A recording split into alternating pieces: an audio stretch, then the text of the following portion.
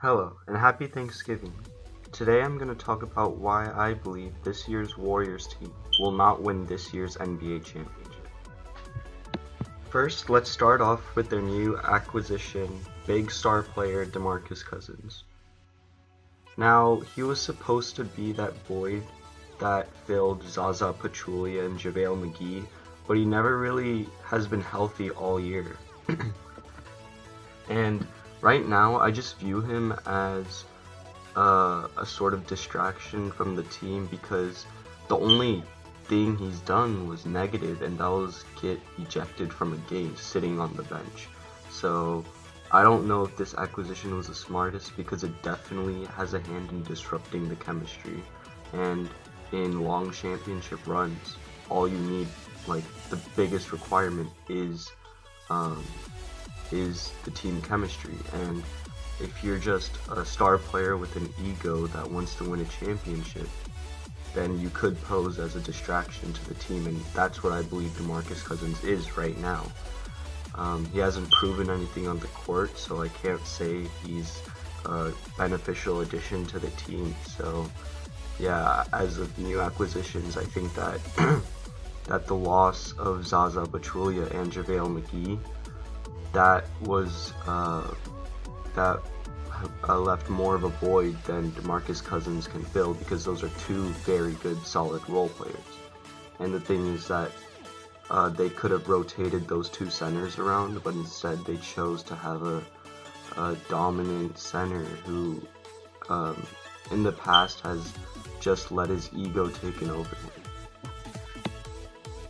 And in terms of role players, I feel like the Warriors have gotten worse in that department in terms of bench and bench production. A big contributor to that is Andre Iguodala's age. I feel like he's not as explosive as last year. He just looks a bit sluggish out there this year. And later in the season, I think it'll really show, because in the beginning of the season, everyone has their energy, but as this wear and tear of the season goes on, that really takes a toll on some older players.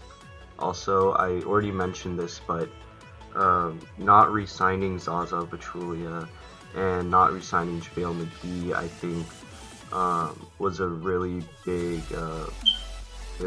mistake, because you can't really replace two centers with one center, like I previously mentioned. Also, they're relying on unproven players coming off the bench, like Alfonso McKinney, and you can't really, you have to have that veteran leadership off the bench sometimes, and a lot of young players coming off the bench could pose a problem in crunch time situations, such as the NBA Finals. And in terms of older players like Sean Livingston and Andre Iguodala, soon enough time is going to catch up with them, and once that happens, the Warriors are going to have to rely even more on their starters to produce. Now let's move on to key players and star players who really make the team go. And starting off, we have Stephen Curry, as you all know. And we all know he has a history of supposedly choking in the finals. And however, he needs to really be there for the team, because he's kind of the person that makes the team go. He's that three-point threat. Even though if he doesn't make a three, he still is a constant threat on the court, which makes it 10 times easier for the rest of his teammates. And now, currently, he's injured and he's having time off. And come playoff time, if this injury catches up to him, you might as well just forget their chances of an NBA championship, because I believe truly without Steph Curry, this team, they're not even a championship contender without him. That's how important I feel he is to the team. And he's also that vocal leader. He always leads by example, and he's a calm head, so when things get heated, he never indulges in fights, but rather he keeps his teammates out of them. I feel like his consistency is just the best on the team, and without him, without that constant, 3-point threat that can shoot it from 30 feet plus,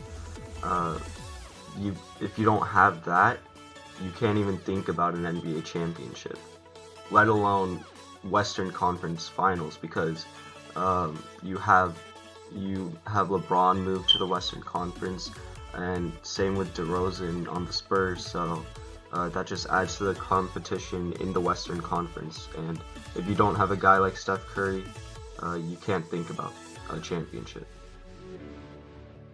Next, we have Klay Thompson, and right now this season, I feel like Klay Thompson has shown a little decline in his ability as a shooter. He's struggling a bit from the free throw line, and clearly you can see he's not as fluid in his shot motion as he was last year or previous years, and I feel like that's due to the team chemistry.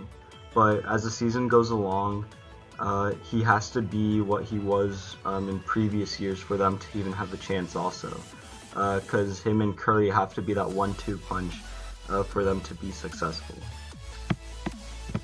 So next, after talking about two pretty reliable options in long playoff runs in Steph Curry and Klay Thompson, I'm going to move on to the conversation all of y'all have been waiting for in the dispute between Draymond Green and Kevin Durant. And in the past, we have seen Draymond Green show his temperament. This isn't the first time he's shown it, but most of the time it's been towards the other team. But since Kevin Durant has arrived to Golden State, tensions sometimes tend to flare between Draymond and Kevin. And I feel like that's because Draymond feels that he's more entitled to the team for some reason more than Kevin Durant. And Durant kind of senses that, and he kind of wants to earn his respect from that. And this year we clearly see like divides in this team chemistry, and as I stated before, team chemistry is all you need in championship runs. If they solve this problem, they will be fine in the future, but as of now, this problem seems like it's not only been going on in recent times, but it feels like it's always been there in the background. And we don't really have insight into player locker rooms, but that explosion Draymond Green had that got him the suspension for one game, that wasn't something that that's not something that develops over a period of one day. That develops over months and months of conflict. And I'm telling you, if there's a divide in the team chemistry, and you can clearly see it on the court, there's no way they're winning the championship because of the addition of top tier contenders this year. You have the Celtics, you have the Raptors with Kawhi, you have the Lakers with LeBron, the Houston Rockets will be there, the Oklahoma City Thunder with Russell Westbrook and Paul George. These are just some examples of teams that if they're hot, they can defeat this Warriors team. And right now, you can clearly see a decline in Kevin Durant's playing style. He's not really sharing the ball as much, and towards the end of games, he thinks that he's forced to take tough shots that he's not making. And I feel like he's still trying to prove himself to the team, which is not the stage you want to be at if you want to focus on a championship. Also, I'm not sure if he's going to re-sign with the team after this series of disputes. And one potential destination I could see him going to is the Washington Wizards. He could reunite with his hometown team. But as a Golden State Warrior, if he and Draymond can't get together, there's going to be a real